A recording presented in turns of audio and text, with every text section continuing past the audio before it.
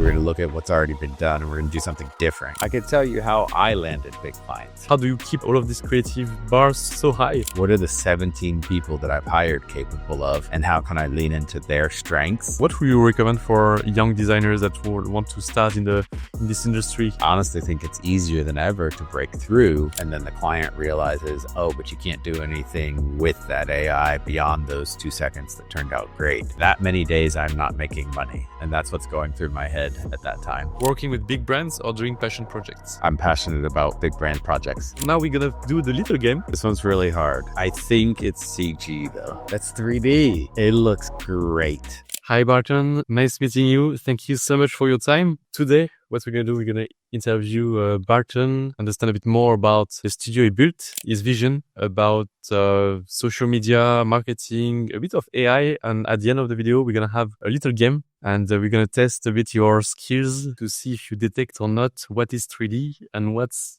real, it's a photo.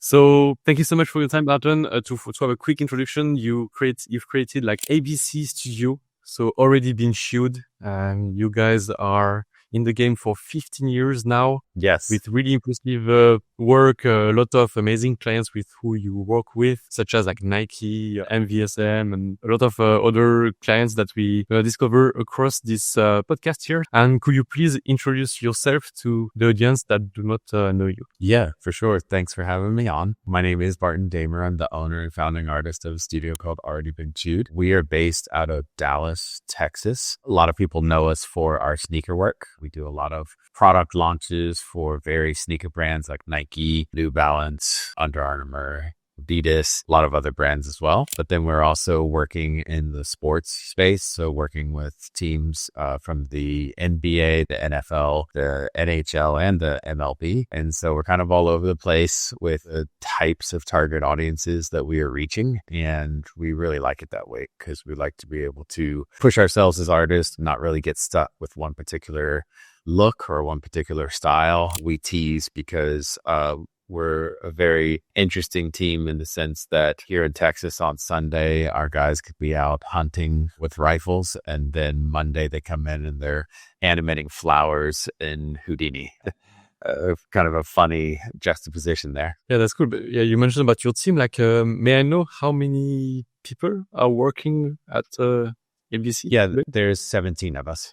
17. Okay. Yep. Yeah. We have staff around the world. So we have people in Spain, Greece, Canada, and then we have 2 remote workers here in the States from Minnesota and Wisconsin. Okay. And how many people are working like in-house? There's 11 people that come into the studio. Okay, that's cool.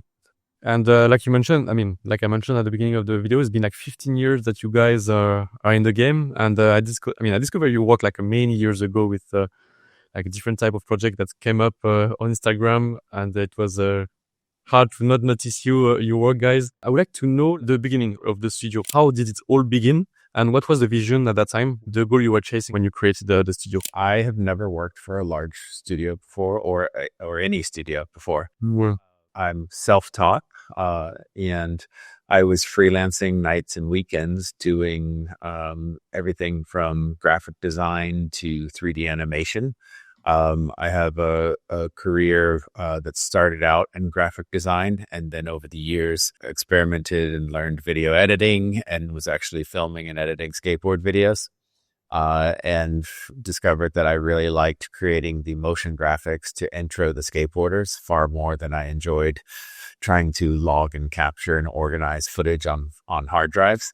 And because of my graphic design background, when I moved into developing these title graphics for the skateboarders, started out literally animating things inside of iMovie back in, this was probably the year 2001, that I was using iMovie to bring in text and titles over the top of video footage. But it was all graphic design things that I had done using Adobe Illustrator, Adobe Photoshop, things like that.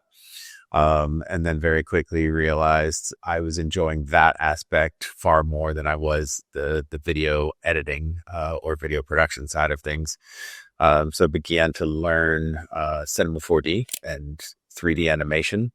And then ended up going out on my own in 2010 after building up, a portfolio and developed a pretty good demand for my work that I knew was going to be steady after 3 years of kind of working those nights and weekends. And that work was winning awards from Computer Arts Magazine and Photoshop Magazine and other industry leading magazines at that time. And so gave me the confidence to kind of go out on my own. And from day one, I had done so many things in my career. Like I said, from fully 3D animated spots on television to graphic design and laying out textbooks. So when I went out on my own, I never considered myself a freelancer. I never worked on a day rate, and I went straight into working direct with clients. And that's really shaped our business since then, because I didn't know, I think ignorance was bliss. I didn't know what the hold system was or any of those things with freelancers. I just knew that I was able to do your catalog, or I was able to do your 3D animate spot to go on broadcast television. And I enjoyed doing it all and wanted to do it all. So in the very early stages of Already Been Chewed, as a solopreneur, I was going up against large agencies for some big brand projects. And you were a one-man studio at that time, or you had a little team? Okay. Yep. And then just began kind of figuring out, like I said, had never worked in a studio prior to that. So I didn't know what an executive producer is, art director, creative director, like what are all these roles for? I just was like, what do I need to help me? Like what could potentially free me up and take something off of my plate, and began hiring just based off of trying to solve that problem for myself. Okay, that's really interesting. So you didn't really did any marketing at that time. You just posted the work, your personal project on social media, and clients came to you. Like, what was the strategy here when you were starting out? Yeah, obviously, people find out about you through the internet and different forms of social media. And so I had built up at that time a pretty good following. I had a blog before I started my studio, and that blog was alreadybeenchewed.net. And I used to post inspiration from other designers' work that I was really inspired by. So it became kind of a resource for people, almost like a motionographer. But in that, I was sprinkling in my own work. So it was like, here's things that inspired me. Here's my work. Hopefully you like both. And that was definitely part of the strategy, was using that platform. And so that blog became kind of a resource for a good chunk of people back then, and allowed me to kind of push my work forward. But ultimately, a lot of it's relationships and meeting people. And at the end of the day, I had a community of skateboarders and skateboard brands that were giving me opportunities. And I think that helped some of the larger brands that look to some of the core cultures as to far as what's trending and things like that, and opened up some doors for me to work with Nike early on, and I'm assuming some of those doors opened as a result of all of the skateboard brands that I was working with. Okay, so since day one you had this strategy to create a blog and post your work there, post some inspirational project from other studios. So that was like a deliberate strategy, and it seems like it's worked pretty well. So you got your first clients through this blog, or it was more like word of mouth at the beginning? That was just part of it. The blog added to it. Twitter was a big part of that back in the day as well. And even to this day, Instagram is a large part of that. Okay. Yeah. And just I'm curious, like, why Already Been Chewed? Like, where this name is from? Is like a... Yes. So... I mentioned skateboarding, and my background is from street skateboarding and filming and editing skateboard videos as well. And so when you are a professional skateboarder, even just an amateur, one of the things that comes along with the culture is filming video parts and filming tricks at different street spots. And so when you go to, for instance, a handrail in a city that maybe you're there to film a skateboard part, you'll ask the local skateboard filmer, okay, what's already been done on this handrail? Because in skateboarding, it's really taboo or kind of cringe if you film a trick on a handrail and that trick's already been done in somebody else's video part. And so everybody kind of looks at it with like a side eye of like, you really put that in your video part when so-and-so had it in his video part like 3 years ago. And so that mentality is how we approach our clients, which is, all right, we're going to look at your industry. We're going to look at what's already been done and we're going to do something different because we don't want that kind of that cringe moment of like, well, your competitor did something almost just like that. You're just copycatting your competitor. Yeah, and like I think that you guys still have this kind of spirit and mindset with your brand, and I would like to know like how do you keep like all of these creative bars so high with every new project? You know, like is it you who keep creating new visuals, new concepts? You keep informed on social media. Your team have a specific process to keep informed. Like how do you guys keep up to date to create those amazing projects? Well, it's not easy keeping up to date. As you can imagine. In my career, like I mentioned and touched on it earlier, I graduated from college in 1998, and I was focused on commercial art at that time. So I know how to oil paint, I know how to draw with pencils and pens and do traditional artwork, but knew that I wasn't going to be able to get much of a career doing that. So I had to learn graphic design, and that was Photoshop, Illustrator. And then I was learning things like InDesign so that I could lay out textbooks. And then, you know, I'm graduating and people are telling me print is dead. And so it's like, great, I just got, you know, my degree and print is dead. Now what? And then you very quickly find out that, you know, you're self-taught. You know, even if you went to art school, if you're not self-taught, 3 years after art school, you're going to be completely irrelevant. So you have to be self-taught in this industry, and you have to be able to change and adapt. And so, you know, that adapting took me from Photoshop, Illustrator, InDesign as my main tools at early on in my career, to then it ended up being Final Cut Pro, Adobe After Effects, even some dabbling in some audio editing and things like that.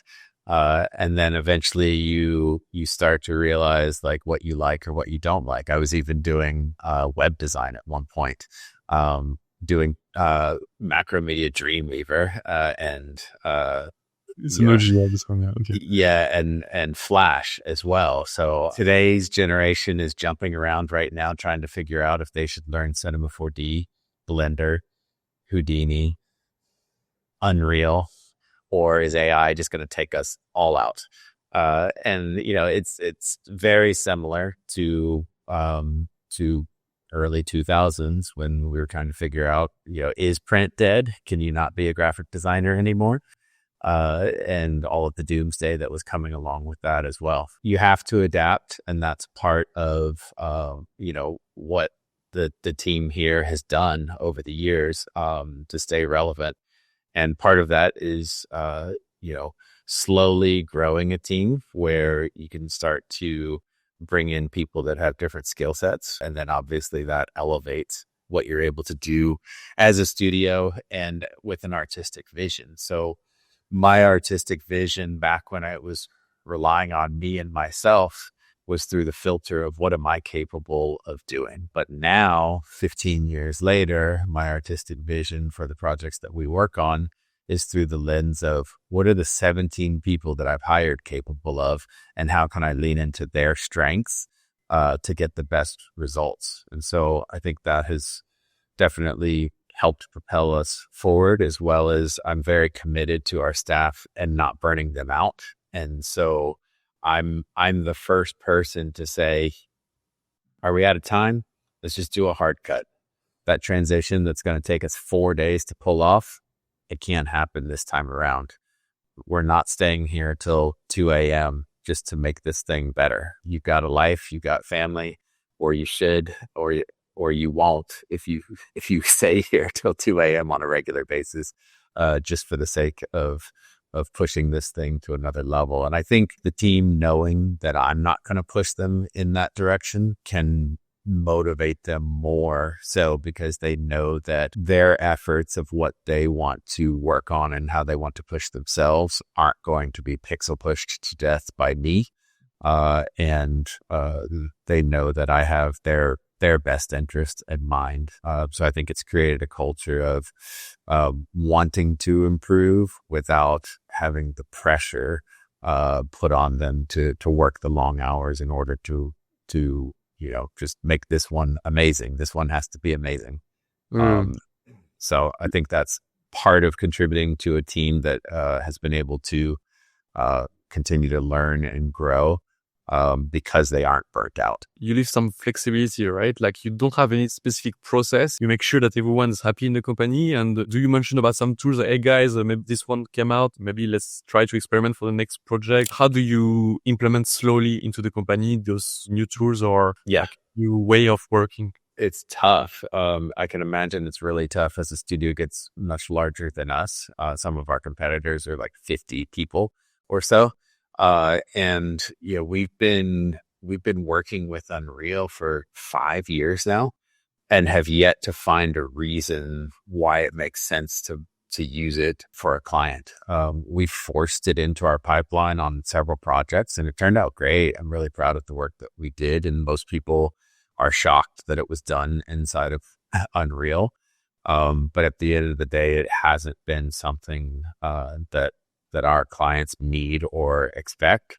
And so we've been in and out of Unreal for 5 years now and still not sure what to do with it. We know what we can do with it. We're just not seeing a need or a demand for going further with it at this point. But we always have to explore it. We have got to explore AI. We can't be, ignoring it. And we definitely do have a creative process. I lean into the strengths of individuals. If there's not direction, it'll be chaos and frustration. And so that direction is usually coming up front from the creative brief. And then within the guidelines of the creative brief, there's a lot of room to play within the sandbox, but the sandbox has to be created up front. Did you observe over the past 15 years managing ABC Studio? What's have been like the biggest shifts that you noticed in the 3D motion design industry? Trend or way of working or tools? Yeah, it shifts all the time. Offhand, I would say the first most notable shift was GPU rendering. And so switching over to Octane probably 9 years ago. From CPU rendering and going from physical render inside of Cinema 4D to then using Octane and then using Redshift. That was a major shift as far as how much you could render the scenes, how fast you could do look dev. That changed things, a lot. But obviously we're in a shift right now, and AI is that shift, and we all have to navigate, figure out where AI fits and how it can inspire us to do more versus replace. Yeah, 100%. And in AI or other type of tools, like is there any specific trends that you notice and you enjoy or maybe trying to mimic on your work, or not specifically yet? Currently, we're using AI more so in a creative brief development and mood board situation. And, the nice thing is, because we have a 15-year history, we've had clients tell us like, okay, unlike the other companies that we're talking to, we know that you guys can pull off these AI boards that you're prompting and suggesting. But it sounds like there's a lot of people out there pitching AI boards and can't necessarily come through on them. And so it is quite challenging to figure out when can we use AI in a client situation, because the feedback is something where it's like, how do you write a contract that says, well, I could do this in AI for you, but you won't have any control. Are you good with that? How do you establish that with a client? And right now that kind of feels like where it is, but every week it's insanity with what's coming out every single week. I'm sure within the year we'll have almost full control, 100%. And did you notice like more and more people asking for maybe AI contents? Like, did you guys produce any full AI videos that maybe you didn't post on social media or not yet? Just you are in a No. phase. We got into some client projects where we were going to use AI on certain shots, and we got into it, and the client was like, "Oh, what if we added this to that bedroom?" And it's like, "Yeah, we can't do that." And we ended up just like, we're gonna have to just cut these clips because you're asking for things that we can't adapt. Unfortunately, it was a longer format video, about a minute and a half, and it was some fast editing. And so the client was fine to just remove those shots. But we tiptoed around it. We went into the contract and we were like, okay, basically there's going to be about 5 shots that are using like AI and found footage. And so we'll have limited control on those. If you end up, not liking the AI or found footage, then we just have to cut that out of the project, because we don't really have a way of being able to address specific revisions to it. Yeah, it's always really dedicated to jump into AI, and it's always, we have to be clear with the clients to mention that we do not have much control. So maybe the budget can be slightly lower, but it's always like a balance to find. And also the clients are not necessarily informed. They think it's like in a few clicks you can create this amazing animation, and they needs to sometimes to be educated. And Yes. yeah, we must mention that is not really yet. Maybe it will be in a few years. I believe so. And I would like to know about you, like what your thoughts about potentially having AI replacing some CGI or technical roles, like in the future. Do you think we will still need a deeply technical 3D artist, or it's going to evolve over time? I think there's going to be a period where everyone can create AI content because there are no barriers. There's not even technical barriers to a certain degree. There's just some prompting barriers. And sooner than later, it's going to be relatively, easy to control AI. You could just see it, how quickly it's moving that direction, with some of the things like Kling, where you can put a start frame and an end frame and add visual effects between them. Like it's starting to get really interesting and really powerful. I think because there's no barrier, you're going to see a lot of really bad work that comes out. And if you're a client, I think it's going to become more challenging for a client. Like, imagine having to sift through and find the real people that can generate what you need, and your job's on the line. You know what I mean? Like, it's hard enough just as a studio owner finding and working with the right freelancers, because in 3D, somebody could watch certain tutorials and pull off some amazing things. And then you want to hire them to work on this next project with you. And then you get 3 to 5 days in working with them and you realize, oh, like, how to do that tutorial thing, but you don't know how to do it outside of the guidelines of that specific tutorial. And that's already difficult enough. I think clients are going to have a really hard time, and maybe even get incredibly frustrated if they are having to sift through AI content creators and realizing like who can actually do what, or who was just pulling a reel of like, okay, that 2-second clip from the AI that you generated looked awesome. And then the client realizes, oh, but you can't do anything with that AI beyond those 2 seconds that turned out great. So I think it could be a cluster for not just artists, but clients trying to figure that out as well. And so there will need to be some way of proving that you can meet the needs of a client, and not just creatively prompt things on social media. So in 5-10 years, where do you see the industry going? I guess more and more like AI tools in the pipeline for sure. But what do you think? Like, clients will go toward more studios, more individuals? Like, how you guys, for example, are going to position yourself in the future? Like, what will be the plan for the next 5, 10 years with this evolution? The only honest answer I can give you is that we have to adapt, and we have to be willing to adapt, because it is going to change so rapidly. And I go back to just a few years ago, when NFTs were hot and took off. Like, nobody knew that was going to happen. At least, 2 years prior, if you had asked people what his 5-year plan was, it didn't include NFTs or $69 million. Yeah. And we're in a similar situation with AI. It's like 5 to 10 years. I'm trying to figure out 5 to 10 months, like what AI is going to do. And so I think we're going to have to adapt. And in many ways, I think it's really exciting because I think the productions are going to be bigger and better and allow us to be more creative. I mean, there's certain jobs where it's like, man, I can't wait for AI to replace that job. That is not a fun job. That is a labor intensive job. Would much rather get creative right now, rather than rotoscope things.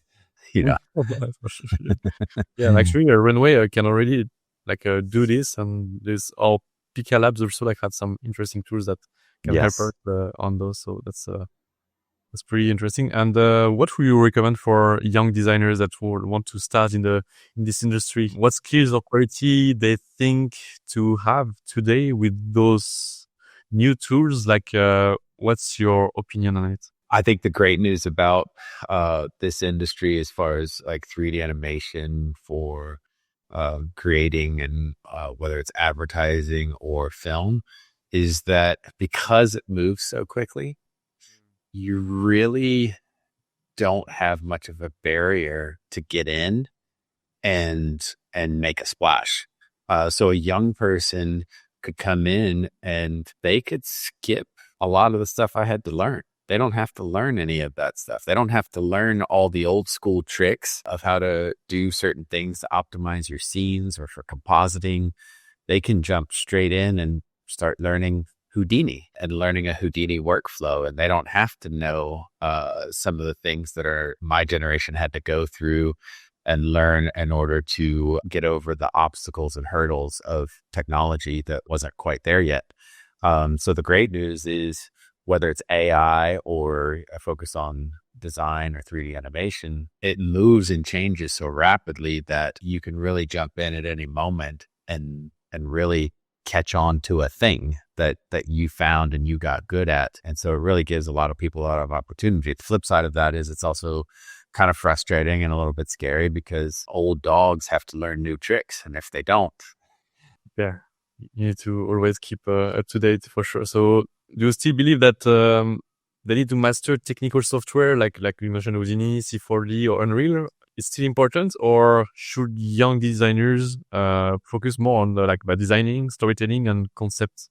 Yeah, I think the basics of design, storytelling, film, photography, those are things that you have to learn. There have been technical roles in the past, whether it's in a 3D pipeline or things like that. And those people are not necessarily creative and they're not necessarily great at the storytelling, but they support a much larger, more sophisticated pipeline. And that's incredibly important.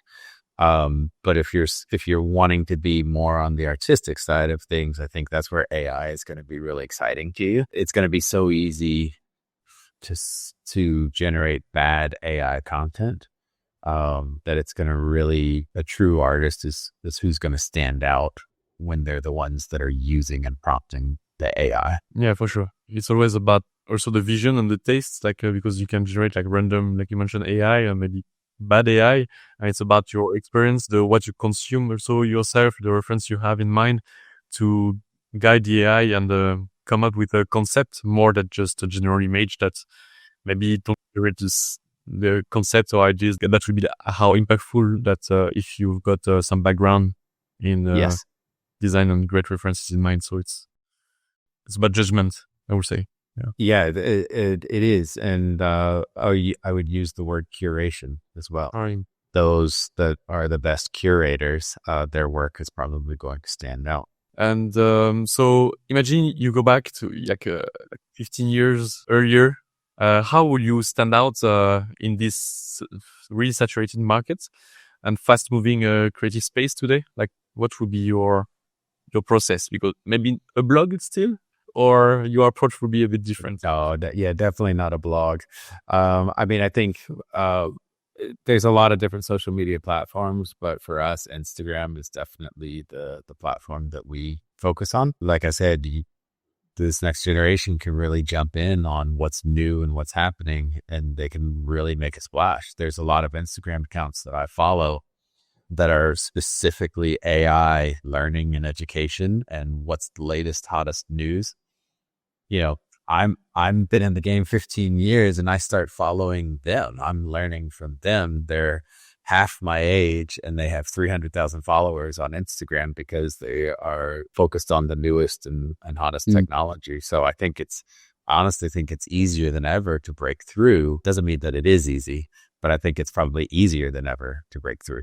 Yeah, for sure. So what would be your process? Like keep creating personal projects, sharing on Instagram, maybe TikTok, and let maybe clients coming through? Like that would be your approach here? It definitely takes more than just putting your work out there. I think as artists, we often forget that why people hire us. So when brands are wanting to hire, for instance, ABC or maybe individual freelancers, they have a need that we are fulfilling. And I think as artists, we often don't realize the business model behind what we are fulfilling for them. And that was my case early on. Was like, oh, cool. Nike wants to pay me. They must just think I'm really cool and my work is really cool. And it's like, no, there's a business strategy here. There's a reason why they feel like the artwork that you're producing is helping them sell products. Understanding what that business model is will give you a little bit more of a holistic view to the way you approach your artwork. It's got to be valuable to somebody. There has to be a demand. And so as artists, we're so used to, if we've had the opportunities to create artwork for other brands, but we're not really thinking about our own brand.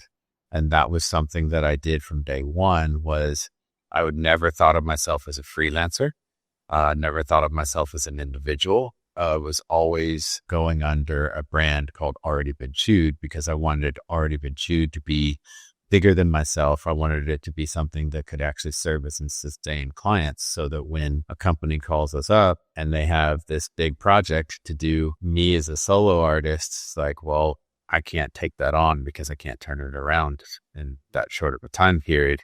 But if I can create a business model that's more sustainable and can actually service clients and the needs that they have, that's going to be more valuable than just, here's this really cool style that I developed. Hopefully people will flock to me because I've developed this style. 100%. And also for young designer, it depends who you target also.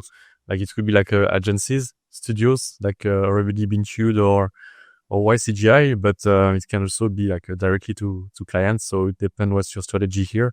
And you have to understand this also and be clear about your vision and who you're trying to talk to. I've got a series of questions actually from our audience. We ask on YCGI Instagram. Nice. If the audience have any questions for you. So we've got a few. We're going to go through them. People watching this interview, please do not hesitate to follow first Already Been Chewed on Instagram, but also YCGI. We often do this kind of podcasts. And if you have any questions with some of our guests, please let us know. We often do some stories. Today, we're going to ask you a few questions. So the first one is like how to land big clients. I could tell you how I landed big clients. Yeah. There's a variety of ways. I'll share one story in particular, Nike, and the way that I landed Nike as a client. This was years ago, probably 2010, 2011. And it was through Twitter. And so that is probably more common today to land a big project or a big brand like that through social media. But back then that was really unusual. Today it's kind of like, well, how else would you land clients? But back then that was not really heard of. And so I had somebody that followed me on Twitter that had freelanced with Nike, and they wanted me to speak at a motion graphics meetup in Portland.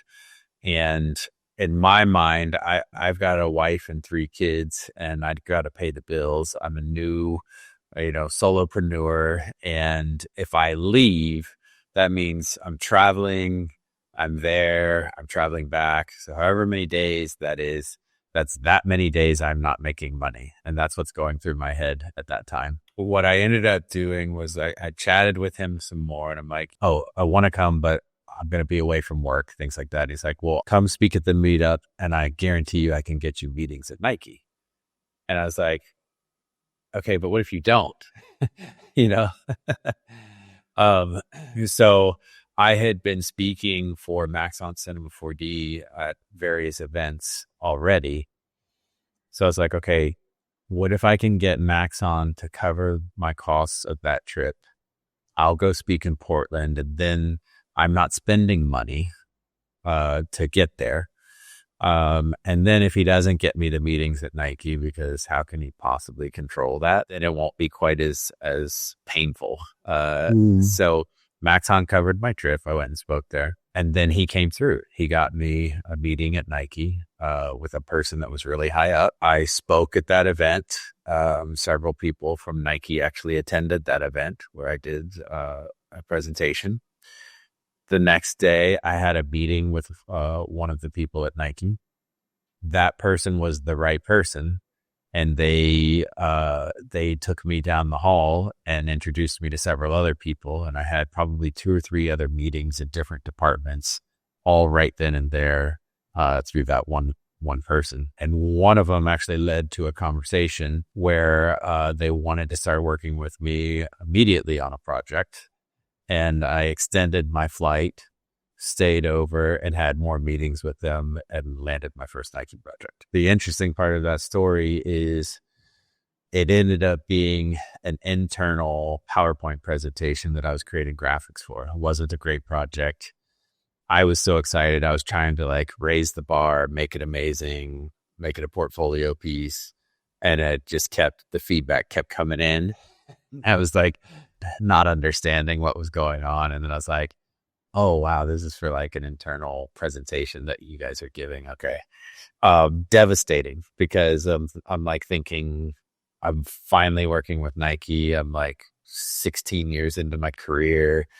This is going to be the pinnacle of my career. And it's a internal PowerPoint presentation for Nike. And I don't even know that I can tell anybody that I worked with Nike at this point. And so ended up getting through that project. It was fine, but it didn't lead to any other opportunities. But I just kept emailing everybody that I met that weekend, updating them with new work. And it was probably over a year later before anybody even responded. They weren't responding to any of my emails, nothing. And then I got an opportunity to work on the Kobe Bryant 8 sneaker release. And from there, that kind of spread, and I was able to do more and more projects with them over time. But you can imagine the dismay I had for that year of thinking wow, okay, yeah, a PowerPoint presentation for Nike. Yeah. That's it for me.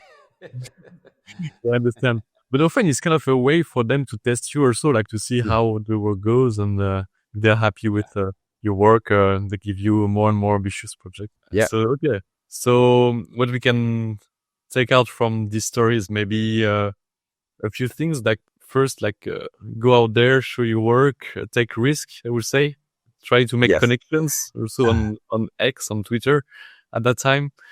And communicate with people and give your best, and keep pushing, keep sending email to get noticed by those brands. Yeah. And, I love the saying that most people don't recognize opportunity because it's dressed in overalls and looks like hard work. And so I could have seen that whole scenario as it's not going to happen, or I could have just given up after that PowerPoint presentation and just been like, not put the effort in, but I had nothing to lose. I was like, I don't care what they think of me at this point. I just need them to respond to me and hopefully give me another chance at something. Yeah, and you give your best, so no regret at the end. How do you deal with clients who want to significantly lower the price of your services? The first thing you would do is negotiate the number of checkpoints or revisions, right? So if you come in at an estimate at a certain price and then they say, well, we don't have that, we have this.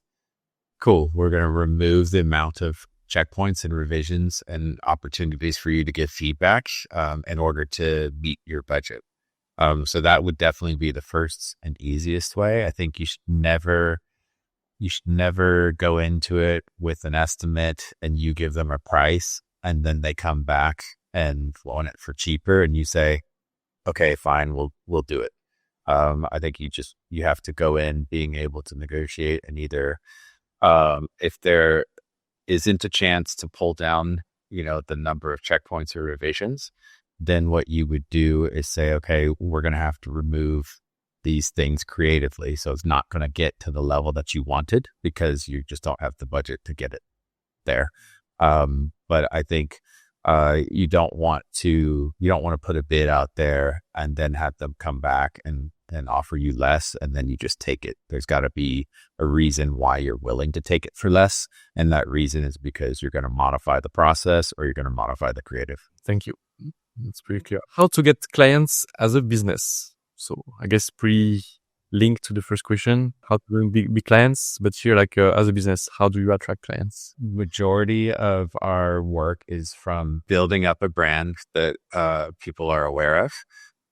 And then that leads to opportunities, whether it's emailing somebody, cold emailing them, but they've already got some sort of brand recognition from having seen us online, so they're willing to open that email. Or it's from direct inquiries of people that are like, I saw you speak here. I saw this Instagram post from you. I saw you on Behance. I saw it on Twitter. There's a lot of that, and it's just going to be building up a brand so that people can't work with you if they've never heard of you. If you could give advice to a young designer starting out today, what would it be? We kind of talked about it previously or so. Definitely only post in your portfolio what you want to do more of. If you don't enjoy doing explainer videos, don't post an explainer video, and then look for ways to always get paid to build your portfolio. And so obviously, if you're just starting out, you might be creating some fake projects for some brands and just posting it on your portfolio. But it may be something that as you build up your portfolio, it's going to allow you to then start charging more. And you have to show and prove. It's one thing to have a nice portfolio online, but like we talked about earlier, I don't know if you are very limited in your knowledge. Maybe you can just do a tutorial, and can a client actually come to you and trust that project is going to get done? And you have to remember that when you're dealing with brands, often there's somebody, whether it's a chief marketing officer, a producer, a creative director, they have either vendors or sources that they trust. And so for them to take a chance on you, they're putting their job on the line.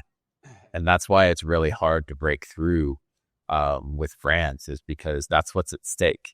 If they say, hey, we don't want to use this vendor that we've been using for 15 years. We want to use this new guy that I found on Instagram. Like, imagine if you're great at that tutorial that you followed and the guy that is willing to take a chance on you didn't realize that you were very limited in what you were capable of. And so I think posting only what you want to work on, but also be aware again of like the business model and what's at stake, so that you can wrap your head around that a little bit more than I think artists tend to feel like if they are going viral or if they have made it as an artist, people are just throwing money at them because they think their style is so cool or that their style is so awesome. So I think you have to understand the value that you bring. You have to deliver on that value, and you have to do a good job of communicating that value as well. I'm totally aligned with you here. And also, like, to me, like doing actually tutorials, what I recommend to the students is like, don't do the tutorials as it is. Try to take the techniques and do your own project with it.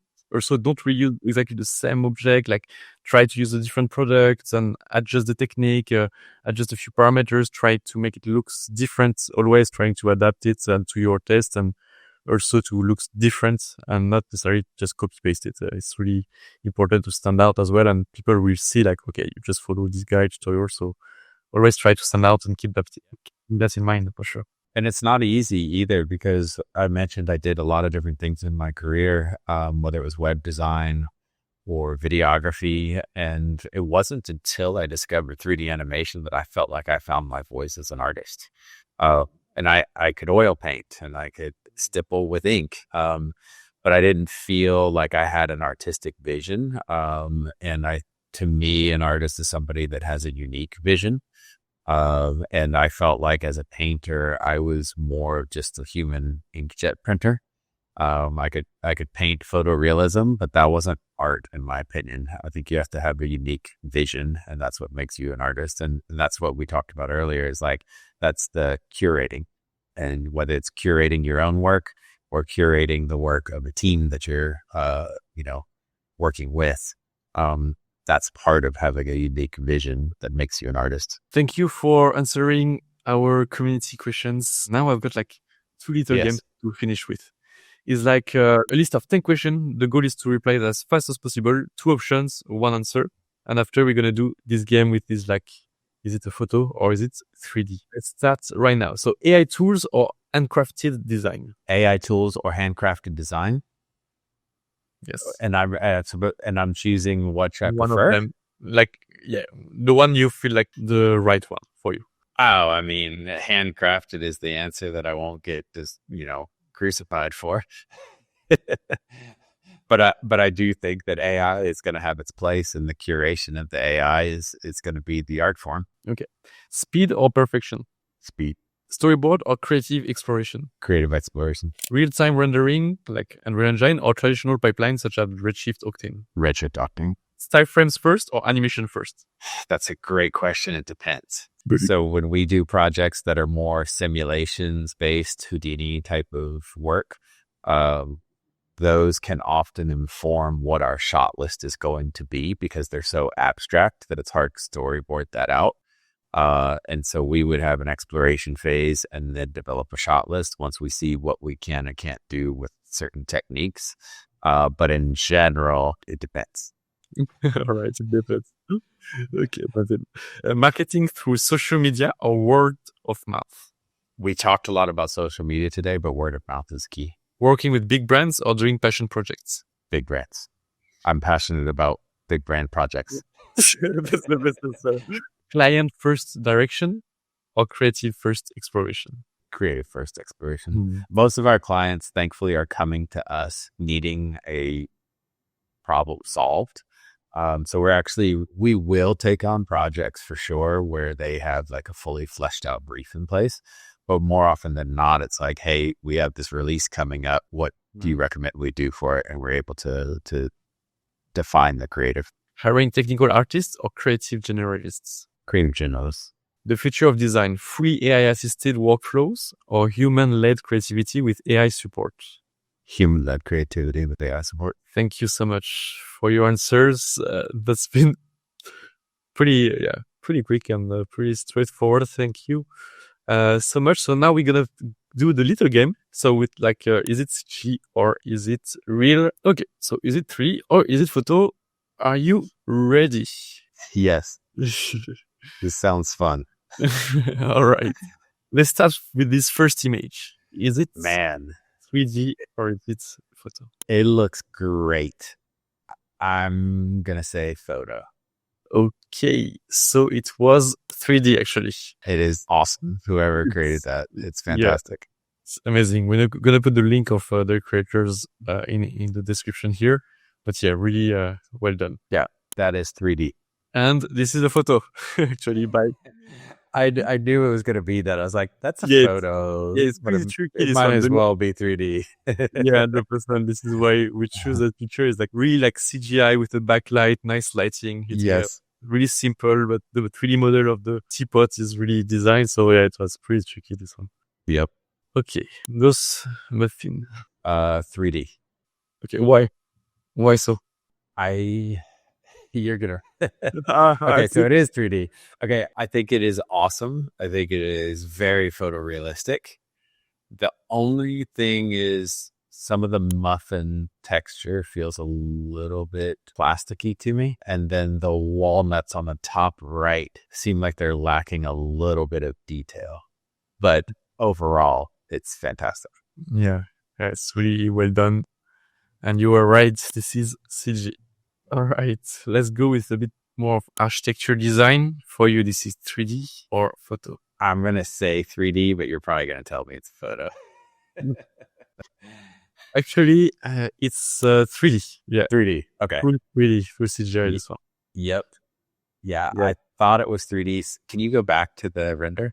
The rocks are amazing. Like the environment is really well done. Yeah, I think the only reason I said 3D was parts of the building feel 3D to me, and maybe it was some of the refractions in the glass windows that I was feeling were a little bit off. But it's great. Also, there's a little detail. I know that it's a bit small maybe on the screen, but there's a dog here. So Yes. they're just simple plate, I guess, because here we cannot see anything, even Photoshop. So yeah, it was, Thanks. yeah, in fact, 3D. Okay. Is it photo or 3D, this picture? That is fantastic. Either way, I'm going to say it's a photo. Why? You don't believe in Houdini and we cannot simulate some ropes and... No. It could easily be done in CG. I am curious if it's a photo, though, because I do feel like there's a level of some imperfections that are pretty good. Yeah, That would there's a be lot of details. challenging. And actually, you're right. It's a photo by Alexander Semenov. Nice. So, yeah. All right. CG. CG. Yep. Like directly. There's no doubt. No doubt. Yeah, pretty agree with you. And yeah. It looks fantastic. It's not a dig. I was like, I don't think they've got a set like that they shot. You're right. Photo or 3D? I'm going to go with 3D. Okay. You think we can do like this hyper realistic bird in 3D? So here's the deal. You definitely can do, you can. That being said, the birds do feel, I don't think this is a photo as in shot and camera. I think it's got some Photoshop work done, compositing of birds in here. Like that does it. The birds don't feel like the helmet is like, okay, that must be 3D because it's like an astronaut kind of thing. But I'm looking at the bird against the glass of the visor, and that feels like a Photoshop composite to me. And then some of the other birds feel like a flipped image of the bird with the wings adjusted. So I don't think it's like a photo in camera, but am I wrong or right? Yeah, you're actually right. It's actually it's like kind of a Photoshop picture here. So you actually got it properly. Yeah. Gotcha. Oh yeah, well done. It's not CGI. This one, CG, 3D, or photo? This one's really hard. I think it's CG though. Mm-hmm. Is there some elements? Is just an overall feeling here? I'm going to say the lighting is a little too nice and diffused, but it doesn't mean that it couldn't be a cloudy day and be a photo. Okay, mostly the lighting. And you actually were right. It's full CGI. It's 3D. Which is amazing because the detail is insane. Yeah, if you put back the picture like here, it's like, so many details on the walls, like all of the dust and the desk is like really, really well done. Again, the link of the designers will be on the description if you want to have a look at the behind the scene of this project. Okay. That is a photo. It's just the overthing again, is there any elements that's making you? I think the level of imperfections is photography. Let's see that together. It's actually That's 3D. 3D. Yeah, That's wow. the background was a photo, so yeah. But no, the main subject was indeed Wow. is really well done. Huh? The what about the cup?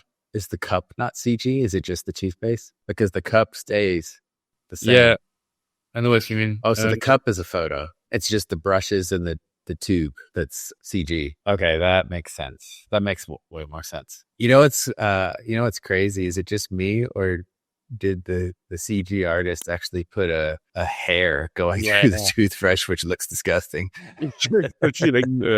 Like use this toothbrush to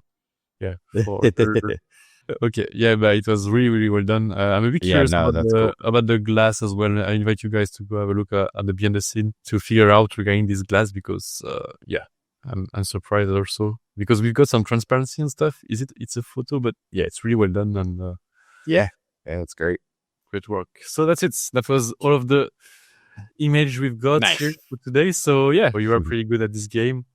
Thank you so much again for your time. If people would like to find you on internet, what's the link where they can find your work and the Already Been Chew studio? Yeah, Instagram is at Already Been Chewed, and if anybody uses the internet, it's just alreadybeenchewed.tv, like television.